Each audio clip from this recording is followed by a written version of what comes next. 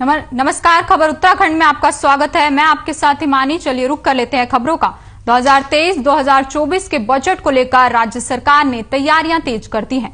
इस पर बीजेपी प्रदेश अध्यक्ष महेंद्र भट्ट का कहना है कि प्रदेश सरकार आम बजट को लेकर तैयारियां कर रही है। बजट बेहतर तरीके से बने, इसके लिए आम लोगों का सुझाव भी लिया जाएगा। उनका कहना है कि बजट में महिलाओं, किसानों, नौजवानों के साथ आजीविका विकास पर सबसे ज्यादा फोकस करने का प्लान तैयार किया गया। साथ ही कहा कि बजट बेहतर बने, इसके लिए तैयारियां की जा रही हैं। देहरादून से आपको ये तस्वीरें दिखा रहे हैं। राज्य सरकार ने बजट को लेकर तैयारियां तेज कर दी हैं। आम बजट की लगातार तैयारियां की जा रही हैं। बीजेपी प्रदेश अध्यक्ष ने इसके बारे में जानकारी दी है।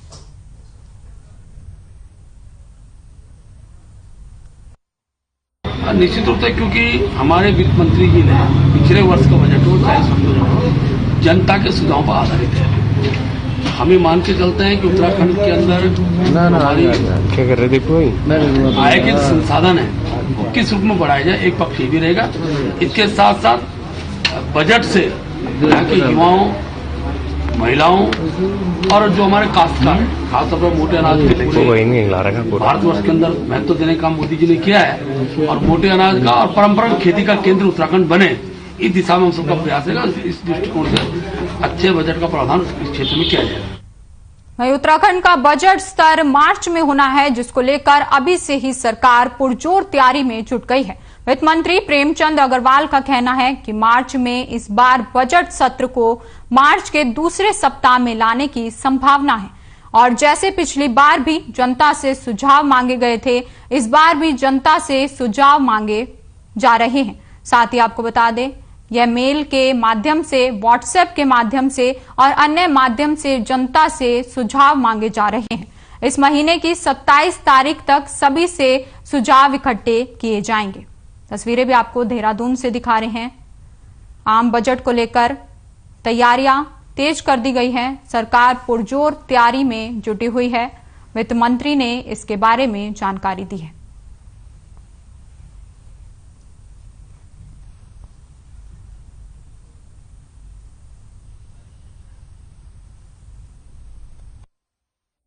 एक तो मैं स्पष्ट कर दूं कि मार्च में हम लोग विधानसभा सत्र, जिसे हम बजट सत्र कहते हैं, वो दूसरे सप्ताह में लाने की संभावना है और इसे हम बजट सत्र कह रहे हैं। और स्वाभाविक तौर से, जैसे आपने पिछली बार भी देखा था कि हमने जनता से अच्छे बजट के लिए सुझाव मांगने प्रारंभ कर दिए हैं, ईमेल के माध्यम से, व्हाट्सएप के माध्यम से, और इसी महीने की 27 तारीख तक हमने उनसे चाहा है कि वो अपने अपने बहुमूल्य सुझाव हमारे को दे दें। प्रदेश में अब बच्चों पर बस्तों का बोझ कम होने वाला है। उच्च शिक्षा मंत्री धन सिंह रावत ने कहा कि उत्तराखंड में जितने भी बोर्ड हैं, उसके साथ जल्द एक बैठक की जाएगी और उनसे बात की जाएगी कि किस तरीके से बच्चों पर बस्तों का बोझ कम किया जाए। साथ ही आपको बता दें, उन्होंने कहा कि बस्तों के बोझ में बच्चे दबते जा रहे हैं, जिसके कारण अब प्रदेश में महीने में एक दिन बस्ता फ्री डे रखा गया है। उन दिनों स्कूलों में सांस्कृतिक कार्यक्रम होंगे, एनसीसी के कार्यक्रम होंगे, साथ ही साथ एनएसएस के कार्यक्रम होंगे, यानी कि उस दिन बच्चे बिना बस्ते के ही स्कूल आएंगे।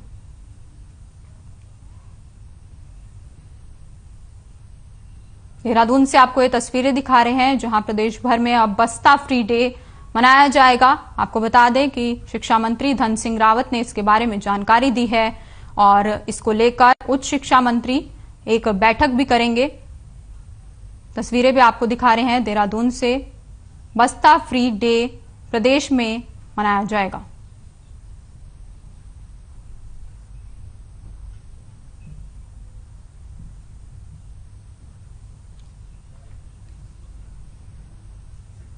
एक दिन महीने में बिना बस्ते के जो है स्कूल जाने का एक अभियान ले रहे हैं और उस दिन बच्चों को योग से लेके, कृषि विषय से लेके और अन्य कई गतिविधियों को भाग लेने के लिए विचार उस पर चल रहा है। दूसरा यह है कि जितने भी हमारे सीबीएसई बोर्ड के स्कूल हैं, आईसीएसई बोर्ड के स्कूल हैं या प्राइवेट स्कूल हैं या गवर्नमेंट स्कूल हैं, इन चारों बोर्डों को मैं एक संयुक्त बैठक कर रहा हूं और जो बस्तों का बोझ है बच्चों का, उसको जो है 50% कम करने का एक प्रस्ताव ला रहे हैं, ताकि बच्चों को जो है स्कूल में जाने में जो बस्ते का बोझ है वो कम किया जा सके। वहीं भारत जोड़ो यात्रा कन्याकुमारी से होते हुए देश के कई राज्यों से गुजरते हुए कश्मीर में समाप्त हो गई, जिसके बाद देहरादून प्रदेश कांग्रेस कार्यालय में पार्टी के प्रदेश अध्यक्ष करण माहरा ने भारत जोड़ो यात्रा में राहुल गांधी के साथ कदम से कदम मिलाकर चलने वाले पदाधिकारियों और लोगों को सम्मानित किया। वहीं भाजपा प्रदेश अध्यक्ष महेंद्र भट्ट ने करण माहरा द्वारा पदाधिकारियों और लोगों को सम्मानित करने पर तंज कसते हुए कहा कि पटका देना, गुलदस्ता देना यह सम्मान का एक पार्ट हो सकता है, लेकिन राहुल गांधी के साथ जो लोग गए, उनके साथ जिन लोगों ने संघर्ष किया, उन्हें भी अच्छा तभी लगेगा जब कांग्रेस पार्टी उन्हें टिकट देकर उन्हें अपना उम्मीदवार घोषित करती है। देखिए, पटका देना, गुलदस्ता देना ये सम्मान का पक्ष हो सकता है, लेकिन राहुल गांधी के साथ लंबे समय तक जो लोग गए, अच्छा तब लगेगा हमको जब उनको कांग्रेस टिकट देकर नवाजे।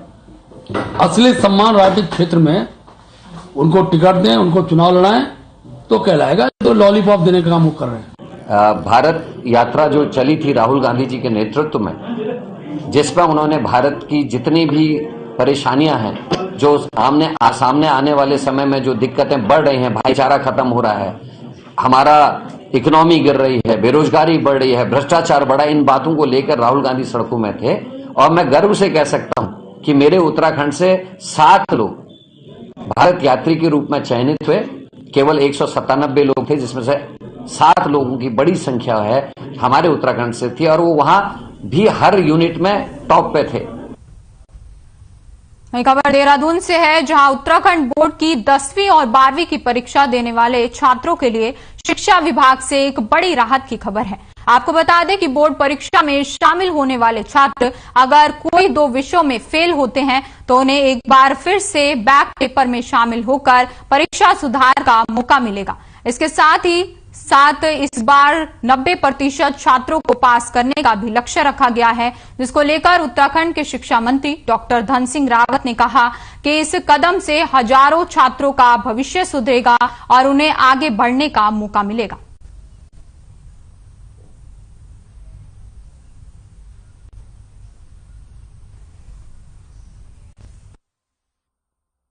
देखिए, इस बार हमने प्री परीक्षा एक बड़ा अभियान अपने राज्य में लिया है, और अभी तक हाई स्कूल और इंटरमीडिएट में हमारे यहाँ लगभग 82% छात्र पास होते थे। इस बार का टारगेट यह है कि लगभग 90% छात्र छात्राओं को पास होने का टारगेट बोर्ड ने हमको दिया है। और साथ में ये भी हम कर रहे हैं इस बार कि जो बच्चे 2 विषय में फेल होंगे उनको अंक सुधार परीक्षा देने का भी एक बार जो है हम लोग निर्णय कर रहे हैं, और इस निर्णय से हजारों बच्चों का भविष्य। खबर दिनेशपुर से है, जहां बोर्ड नंबर 3 में बालाजी मंदिर पर सैकड़ों विश्व हिंदू परिषद, आरएसएस और भारतीय जनता पार्टी और साथ ही स्थानीय लोगों ने जनसभा किया। वहीं आपको बता दें कि जनसभा में पंडित धीरेन्द्र कृष्ण शास्त्री को समर्थन दिया गया, जिसमें गदरपुर, रुद्रपुर, गुलरभोज और दिनेशपुर क्षेत्र के लोगों ने जनसभा की।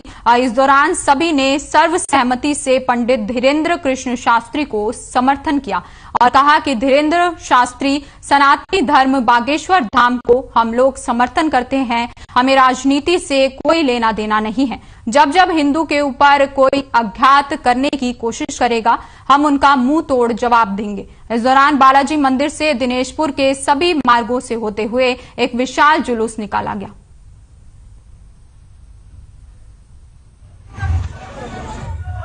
और उस सबके विरोध में अगर वहां से बागेश्वर धाम से ये आवाज उठी है तो उसको दबाने की कोशिश हो रही है। लेकिन आज पूरे देश के सब जगत गुरु पूज्य शंकराचार्य और सारे संत और देश की जनता बागेश्वर धाम के जो हमारे संत हैं उनके साथ खड़े हो गए, और किसी कीमत पर हम बर्दाश्त नहीं करेंगे इस देश के किसी संत पर जो है कोई आक्रमण किया जाए। क्षेत्रवासियों ने बाबा बागेश्वर धाम के समर्थन में सनातन को मजबूत करने के लिए आज बहुत बड़ी शोभा यात्रा निकाली है। मैं समस्त क्षेत्रवासियों को बहुत बहुत शुभकामना देता हूं, बधाई देता हूं। और मैं आपके माध्यम से मैं उन लोगों को बताना चाहता हूं कि समर्थ हिंदू समृद्ध भारत, और समर्थ हिंदू का मतलब किसी दूसरे धर्म का नुकसान नहीं होता है।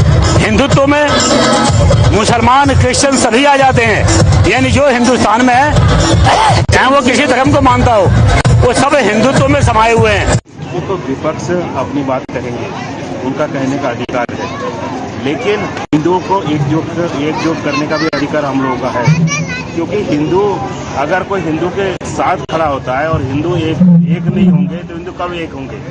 हमें तो इस पूरे देश का, मैं कह रहा हूँ ये पूरे देश में हिंदू राष्ट्र घोषणा होना चाहिए। इस निमित्त हम लोग लगे पड़े हैं और कहीं ना कहीं धीरेन्द्र शास्त्री जी उसको हमारे अगुवा बने हैं और हम उनके सपोर्ट में, पूरा देश की जनता उनके साथ है।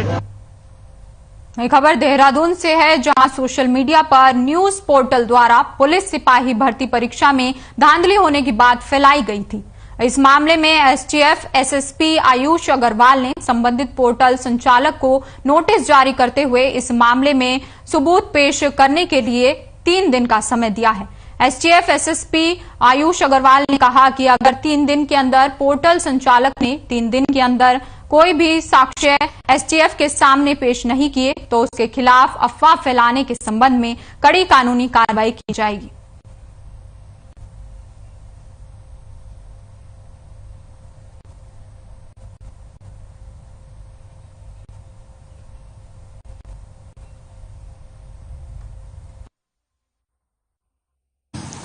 देखिए, विभिन्न सोशल मीडिया प्लेटफॉर्म्स और पोर्टल्स के माध्यम से कई बार ऐसी अफवाहें सामने आ रही थी कि पुलिस कांस्टेबल भर्ती का जो एग्जाम हुआ था उसमें भी लोगों ने आरोप लगाया कि अनियमितता हुई है, जबकि उससे संबंधित कोई भी साक्ष्य साथ में उपलब्ध नहीं कराए गए थे। तो इसमें जिस भी पोर्टल ने, जिस भी व्यक्ति ने इस तरह की सोशल मीडिया पर पोस्ट की है, उनसे हमने 3 दिवस का उनको टाइम दिया है कि आपके पास अगर कोई एविडेंस है तो वो हमारे पास लेकर आइए और उन एविडेंस की हम जांच करेंगे और जो भी दोषी होगा उसके विरुद्ध कार्रवाई करेंगे। वहीं केंद्र सरकार द्वारा मनरेगा के कार्यों में पारदर्शिता लाने के लिए प्रदेश सरकार राष्ट्रीय मोबाइल मॉनिटरिंग प्रणाली लागू करने वाली है, जिसका अब अल्मोड़ा के विकास खंड के गांव प्रधान विरोध करने लगे हैं। पंचायत प्रतिनिधि का कहना है कि पर्वतीय इलाके विषम भौगोलिक परिस्थिति होने से मोबाइल नेटवर्क की दिक्कत होती है, जिसके चलते मनरेगा योजना के कार्यों में लगे मजदूरों की मोबाइल के जरिए उपस्थित दर्ज कराई जाना मुश्किल हो जाता है और अगर उनकी 2 बार की एंट्री नहीं होगी तो उन्हें भुगतान करने में कठिनाई होगी और मनरेगा योजना के कार्य भी प्रभावित होंगे। उनका कहना है कि सरकार को इस प्रणाली को खत्म कर पुरानी व्यवस्था को लागू करना चाहिए। राष्ट्रीय मोबाइल मॉनिटरिंग सिस्टम चला है, वो हमारे पहाड़ के भौगोलिक स्थिति के हिसाब से हमारे लिए यह योजना ठीक नहीं है, क्योंकि 2 टाइम इसमें जो ऑनलाइन हाजिरी लेनी है, हमारी भौगोलिक परिस्थिति ऐसी है कि बहुत जगह हमारे नेटवर्क की सिस्टम की समस्या है। इस वजह से अगर माना हमारा लेबर आ जाता है और लेबर आ गया, एक टाइम का उसकी हाजिरी हो गया और सेकंड टाइम में उसकी हाजिरी नहीं हुई और वो तो अपना पूरा दिन लेगा, लेकिन हमें सरकार आधा ही पैसा देगी। हाजिरी वाला लगा रखा है इन्होंने कि 2 टाइम होगा, क्योंकि ऐसा है कि लेबर गांव का जो होता है वहाँ एक तो नेटवर्क चलता है, नहीं किसी में हमारे मोबाइल में पैसा भी नहीं होता है, किसी में हमारे पास वहाँ टाइम भी अवेलेबल नहीं है, क्योंकि अब मानो हमारा कोई ब्लॉक का काम है, हम यहाँ आए, अगर किसी ने हाजिरी नहीं ली तो उसकी पूरी दिन की दिहाड़ी जा सकती है उसका। खबर हरिद्वार से है, जहां जिला उपाध्यक्ष रहे गैंगस्टर अमरदीप चौधरी की गोली मारकर हत्या कर दी गई। देर रात अमरदीप चौधरी के घर में घुसकर हमलावरों ने उसे गोलियों से भून डाला। इस दौरान अमरदीप के भाई को भी गोली लगी। हत्या का कारण प्रॉपर्टी और पैसों को लेकर हत्या का कारण बताया जा रहा है। आपको बता दें कि हत्या की खबर से शहर में सनसनी मची हुई है। मृतक अमरदीप चौधरी अक्सर विवादों से जुड़ा रहता था। कनकल थाने में उनके खिलाफ कई मुकदमे दर्ज हैं। हाल ही में उनके खिलाफ गैंगस्टर के तहत कार्रवाई की जा रही थी। वहीं भजियुमो का जिला उपाध्यक्ष भी रह चुके हैं। आपको बता दें कि वर्तमान में वकालत कर रहे थे। मौके पर पहुंचकर एसपी सिटी स्वतंत्र कुमार का कहना है कि हमलावरों की तलाश की जा रही है, जल्द उन्हें पकड़ लिया जाएगा। एक अमरदीप चौधरी जी वहाँ पे रहते हैं और अमरदीप चौधरी जी को गोली लगी है। इस सूचना पे जब वहाँ पे पहुँचा गया तो वहाँ पे अमरदीप चौधरी जी पड़े हुए थे और उनके साथ दो और थे, बादल और सोनू थे। तत्काल वहाँ से फोर्स ने पहले 112 को फोन किया, फिर एम्बुलेंस को 108 के लिए फोन किया था। उसके बाद खुद अपनी गाड़ी से यहाँ पे हॉस्पिटल लेके आए, मेरा हॉस्पिटल में, जहाँ पे 2 लोगों का इलाज हुआ था, लेकिन चौधरी जी की यहाँ पे डॉक्टर ने डेथ डिक्लेयर किया।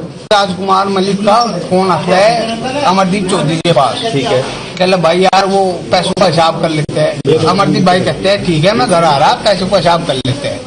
चौधरी साहब ने जाके उसे पैसे दी थी, ये पकड़ भाई 50,000। मैं उसके जैसे कट्टे पे लगा, कट्टे पे लगती उसने फायर मारी मेरे गोली, ठीक है, ठीक, मैं उनसे भाग गया थी। फिर उन्होंने बाद में मारी, चौधरी साहब ने लगा के, ठीक है। फिर मैं बादल को फोन करा, बादल आया, बादल उतरा नहीं था बाइक से, इतने में बादल पर भी गोली चलाई, यहाँ को बादल के यहाँ का लगते इधर को निकल गया, ठीक है। अक्सर आपने सुना होगा कि डॉक्टर भगवान का दूसरा रूप होते हैं। ये कहावत 60 साल पार्वती देवी के लिए उस वक्त सच हो गई जब अल्मोड़ा जिला अस्पताल में डॉक्टरों ने उसके बच्चेदानी से ट्यूमर निकालकर सफल ऑपरेशन को अंजाम दिया और उसकी जान बचा ली। आपको बता दें कि सरकारी अस्पतालों की स्थिति किसी से छिपी नहीं है, इसलिए खास बात यह है कि सीमित संस्थानों में ही डॉक्टरों ने यह कारनामा कर दिखाया।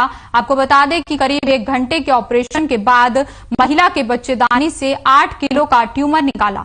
इस ऑपरेशन को जिला अस्पताल के पीएमएस और सर्जन डॉक्टर पीके सिन्हा और साथ ही general surgeon doctor Saurabh Singh ने लीड किया।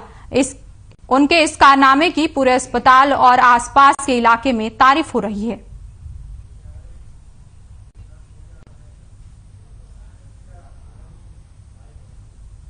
महिला है, करीबन 70 साल के लगभग उम्र इसका है।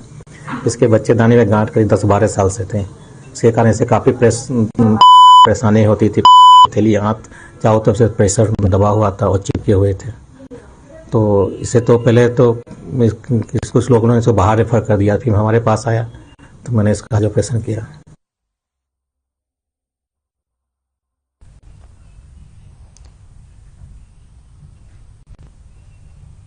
अल्मोड़ा से आपको ये तस्वीरें दिखा रहे हैं जहां आपको बता दें कि डॉक्टर भगवान बनते हुए नजर आए। डॉक्टरों ने महिला के पेट से 8 किलो का ट्यूमर निकाला और ये सफल ऑपरेशन रहा। साथ ही आपको बता दें कि 60 साल की महिला के लिए डॉक्टर भगवान बनते हुए नजर आए। इस ऑपरेशन को लेकर डॉक्टर पीके सिन्हा की तारीफ की जा रही है। 1 घंटे के अंदर ये ऑपरेशन किया गया। महिला के बच्चेदानी से 8 किलो का ट्यूमर निकाला गया। आपको बता दें कि इस ऑपरेशन को जिला अस्पताल के पीएमएस और सर्जन डॉक्टर पीके सिन्हा ने किया।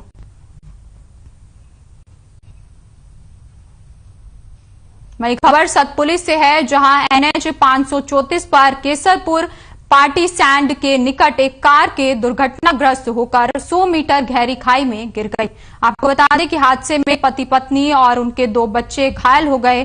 दुर्घटना की सूचना पर मौके पर पार्टी सैंड पुलिस पहुंची और स्थानीय ग्रामीणों की मदद से घायलों को बाहर निकाला गया, जिनका अस्पताल में इलाज जारी है।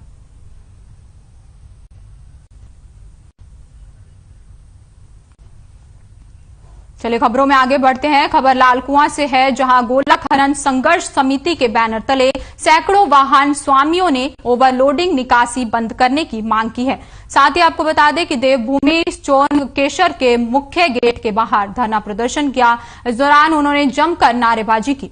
इधर धरने की खबर पर पुलिस क्षेत्राधिकारी मौके पर पहुंचे और आंदोलनकारियों की समस्याओं को सुना और उन्हें कार्रवाई करने का आश्वासन भी दिया, जिसके बाद आंदोलनकारियों ने पुलिस क्षेत्राधिकारी को ज्ञापन सौंपते हुए अपना धरना समाप्त किया।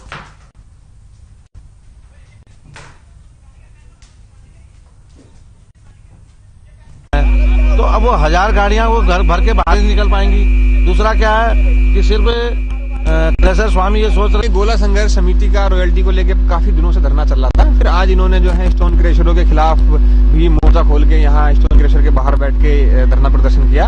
तो इनकी जितनी भी मांगे हैं उनका एक ज्ञापन ले लिया गया है और उसमें वरिष्ठ अधिकारियों से बात की जाएगी और जो भी इनके द्वारा मांगे गई हैं, जैसे कि इनकी ओवरलोड के द्वारा और जो कुछ एक्स्ट्रा जो अगर ओवरलोड लेके जाते हैं तो उनसे एक्स्ट्रा शुल्क लिया जाए, इस तरह की कुछ इनकी मांगे हैं जिनको ज्ञापन लेके और जो है उच्च अधिकारियों के सम्मुख रखा जाएगा। फिर जैसा निर्णय होगा उस तरीके से काम किया जाएगा। स्टोन क्रशर का घेराव किया तो तब ये लोग उस समय वार्ता के लिए आए थे। इन्होंने कहा था कि हम 2 दिन के अंदर रेट तय कर देंगे, लेकिन जब कल हमें पता चला कि सुबह वन निगम के एमडी ने जो है गेटू पर सॉफ्टवेयर अपडेट कर दिया है, दूसरा सॉफ्टवेयर डाल दिया, उसमें 108 से ऊपर जो निकासी हमारी बंद होती थी, गोला की जो गाड़ियां आती थी उसमें निकासी बंद नहीं होगी। उसमें आप कितना भी ले आओ 150, 200, 250 कुंटल निकासी बंद नहीं होनी है। तो इससे हम लोग आक्रोशित हुए और हमने कल महामंत्री स्टोन क्रशर एसोसिएशन के यहाँ पुतला फूका और यहाँ पर आज धरना दिया। वहीं रामनगर कोतवाली पुलिस के हाथ बड़ी सफलता लगी है। आपको बता दें कि पुलिस ने नशे के खिलाफ अभियान चलाते हुए एक आरोपी को गिरफ्तार किया है, जिसके कब्जे से भारी मात्रा में गांजा भी बरामद किया है। आपको बता दें कि गिरफ्तार आरोपी 25,000 रुपए का इनामी बदमाश है। वहीं घटना का खुलासा करते हुए अपर पुलिस अधीक्षक हरवंश सिंह ने बताया कि कोतवाल अरुण कुमार सैनी के नेतृत्व में पुलिस टीम गर्जिया क्षेत्र में बाघ को लेकर जागरूकता अभियान चला रही थी। इसी बीच एक संदिग्ध व्यक्ति पुलिस को देखकर मौके से भागने की फिराक में था, लेकिन पुलिस ने घेराबंदी करते हुए उसे गिरफ्तार कर लिया है। तलाशी लेने पर उसके कब्जे से 33 किलो अवैध गांजा भी बरामद किया गया।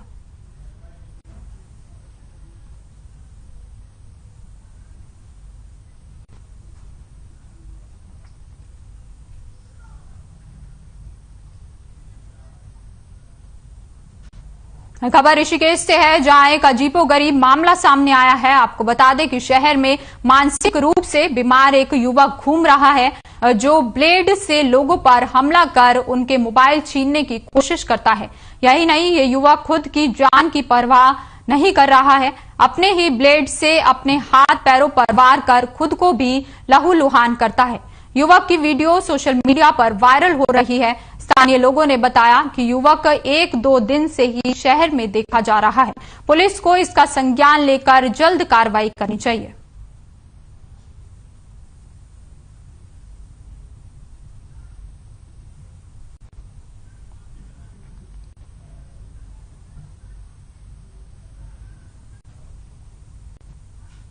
वहीं महाशिवरात्रि के उपलक्ष्य में नीलकंठ महादेव मंदिर में लाखों श्रद्धालु जलाभिषेक के लिए पहुंचेंगे। ऐसे में श्रद्धालुओं के लिए व्यवस्था बनाने के लिए डीएम ने कमर कस ली है। डीएम पौड़ी आशीष चौहान ने नीलकंठ पैदल मार्ग का निरीक्षण किया। इस दौरान उन्होंने टूटी सड़क और गंदगी का नजारा देख नाराजगी भी जाहिर की। उन्होंने संबंधित कई विभागों के अधिकारियों को फोन पर ही व्यवस्था बनाने के निर्देश दिए। चेतावनी भी दी कि यदि नीलकंठ आने वाले श्रद्धालुओं की व्यवस्थाओं में उन्हें कमी देखने को मिलेगी तो संबंधित महकमे के जिम्मेदार अधिकारियों के खिलाफ कार्रवाई की जाएगी। डीएम ने बताया कि उन्होंने मुख्य रूप से स्वास्थ्य विभाग के अधिकारियों को नीलकंठ क्षेत्र में मेडिकल कैंप लगाने, एम्बुलेंस की व्यवस्था करने, पुलिस को सुरक्षा के मुकम्मल इंतजाम और पीडब्ल्यूडी को सड़क निर्माण सहित पार्किंग की व्यवस्था करने के निर्देश दिए हैं। सर पर नीलकंठ मंदिर में काफी जैसा कि वो एक प्रसिद्ध स्थल है और वहाँ पे लगातार काफी बड़ी संख्या में श्रद्धालु आते हैं, तो उसी क्रम में मार्ग में जो टूटा हुआ एरिया है उसको ठीक किए जाने से संबंधित मेरी तरफ से निर्देश दिए गए हैं। साथ ही पुलिस की जो व्यवस्था की जानी है, सीसीटीवी कैमराज लगाने, सफाई के लिए जिला पंचायत को या वाटर सप्लाई के लिए हम लोगों ने जल संस्थान को निर्देशित किया। इसके साथ ही फॉरेस्ट वाले ट्रैक रूट पे भी बहुत सारे लोगों का आवागमन होता है, तो उसी क्रम में पूर्व केंद्रीय मंत्री रविशंकर प्रसाद के बजट की उपलब्धि गिनाने पर कांग्रेस प्रदेश प्रवक्ता शीशपाल सिंह बिष्ट ने पलटवार कर कहा कि आम जनमानस के लिए बजट में कुछ भी ऐसा नहीं है जिससे आम जनता को राहत मिल सके। उन्होंने कहा कि इस बजट में किसानों के लिए भी कुछ नहीं दिया गया है। बजट में मजदूरों के लिए केंद्र सरकार ने कुछ नहीं दिया है। बेरोजगारी पर यह पूरा बजट मौन है। महंगाई से देश की गृहिणी को कोई राहत नहीं मिली है। साथ ही कहा कि ये बजट जन विरोधी है, जनता के लिए इसमें कोई भी प्रावधान नहीं है। बजट सिर्फ पूंजीपतियों को मजबूत करने के लिए है। देखिए, जहां तक लोकसभा में पेश बजट है जिसे देश की वित्त मंत्री निर्मला सीतारमण जी ने रखा, उस बजट के अंदर आम गरीब के लिए कुछ नहीं है, उसमें मजदूर के लिए कुछ नहीं है, उसमें किसान के लिए कुछ नहीं है। बेरोजगारी पर ये पूरा बजट मौन है। महंगाई से जो देश की गरीब महिलाएं हैं या आम गृहिणियां हैं, उनको कोई राहत नहीं है। तो ये बजट तो जन विरोधी बजट है। आम जनता के लिए इसमें कोई भी प्रावधान नहीं है। वहीं बजट पर चर्चा को लेकर पूर्व केंद्रीय मंत्री रविशंकर प्रसाद पैसिफिक होटल पहुंचे। इस दौरान प्रदेश अध्यक्ष महेंद्र भट्ट, स्वास्थ्य शिक्षा मंत्री धन सिंह रावत, सैनिक कल्याण मंत्री गणेश जोशी भी मौजूद रहे। वहीं सैकड़ों की संख्या में कार्यकर्ता और लोग भी मौजूद रहे। रविशंकर प्रसाद ने कहा कि ये बजट आम जनमानस का बजट है और बजट की खुशियां भी गिनाई गई।